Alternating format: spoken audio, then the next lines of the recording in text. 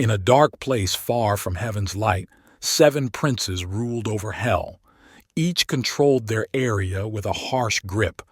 They were known for causing trouble and leading people down the wrong path. The first prince was Asmodeus, known as the Lust Prince. He lived in a mist filled with sweet perfumes and seductive whispers. Asmodeus made people chase after their desires without considering the consequences. This often resulted in broken friendships and hurt feelings, as people became so focused on satisfying their wishes that they forgot to care for each other's feelings. Then there was Belphegor, the Sloth Prince. He was famous for being lazy. Belphegor liked to relax in a comfy cave and barely did anything. He was really good at convincing others to avoid work. He convinced people that simple tasks seemed too complicated and naps were too irresistible. Because of him, chores were left unfinished and homework was quickly forgotten. Everyone felt too lazy to do their fair share. Then there was Beelzebub, the Gluttony Prince.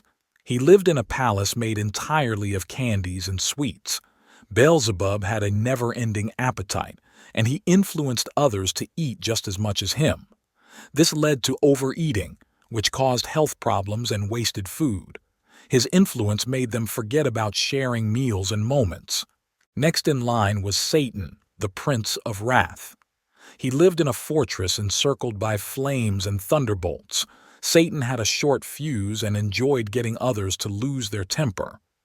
He had a knack for blowing minor issues out of proportion, leading to yelling matches and fights over nothing important. The next prince was Leviathan, the Envy Prince, who made his home in a dark forest that never saw the light of day. Leviathan was always gazing at what others possessed, feeling jealous and wanting it for himself. His whispers, filled with lies, made people desire what they didn't own, leading to many sad and angry feelings. Friends found themselves envious of each other, coveting material possessions and relationships, and sometimes even resorting to stealing from one another. Next up was Lucifer, who was all about pride. He lived in a vast castle with walls that were nothing but mirrors so that he could always stare at himself. Lucifer had a special skill. He could make people think they were better than everyone else. They argued over silly stuff and competed against each other, all because of Lucifer's tricks. Lastly, there was Mammoth. He was the greedy prince who stored treasures in his secret underground vault. Mammon greatly loved gold and jewels, and he persuaded others to feel the same way. He made everyone forget about sharing, leaving people lonely and greedy. Everyone wanted more material possessions like cars and clothes. One day, a bright light shone in this dark realm. The light brought a message of hope and love. A heavenly Savior, Jesus Christ, challenged the princes. He taught the people about kindness, patience, and generosity.